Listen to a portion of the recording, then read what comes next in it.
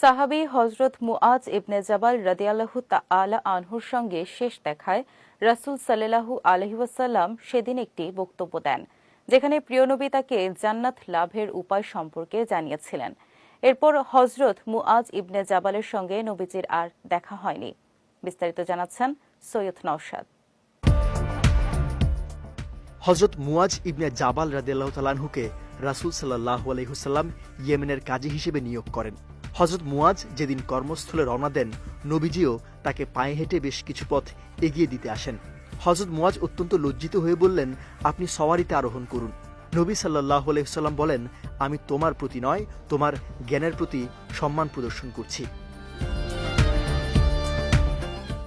নবীজি যখন হযরত মুআজকে বিদায় জানাচ্ছিলেন, তাকে খুব চিন্তিত দেখাচ্ছিল। তিনি বলছিলেন, হে মুআজ, সম্ভবত আমার সঙ্গে তোমার আর সাক্ষাৎ হবে না।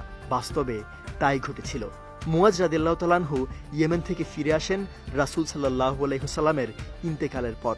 বিদায়কালে হযরত মুআজ বলেছিলেন, হে আল্লাহর রাসূল, আপনি এমন একটি পথ বাতলে দিন যাতে আমি জান্নাতে প্রবেশ করতে পারি, জাহান্নাম থেকে নাজাত পেতে পারি।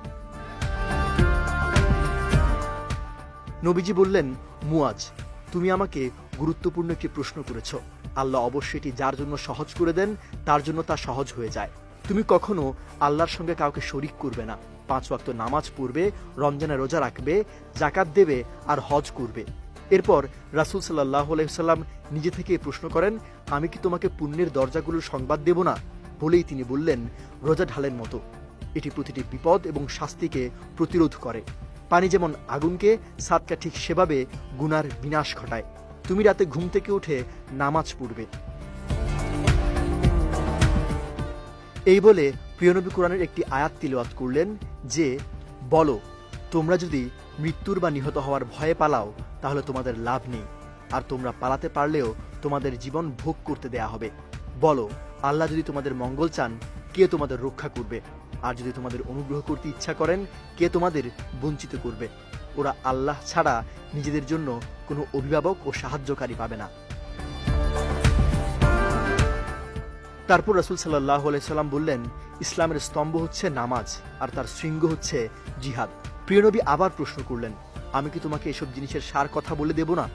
তিনি হাত দিয়ে নিজের জিভ স্পর্শ করে বললেন, একে নিয়ন্ত্রণে রাখবে।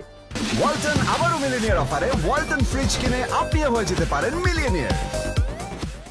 এই কারণেই মানুষকে উল্টোমুখী করে জাহান্নামে ছুড়ে ফেলা হবে।